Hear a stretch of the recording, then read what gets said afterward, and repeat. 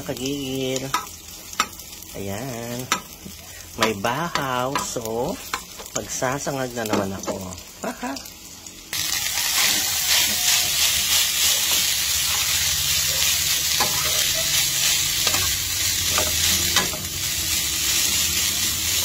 Sangag-sangag sa umaga. Naku, ang sarap ng almusal natin. Ayan na ang ating sinangag.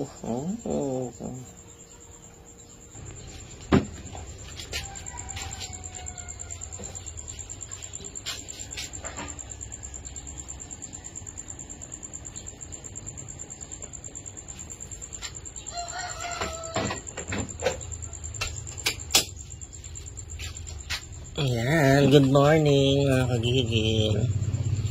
Timpla na tayo ng coffee. Kape with Milo. O, diba? Kape siya, nilagyan ko siyang Milo. Ginagawa naman to. Masarap siya. Ayan.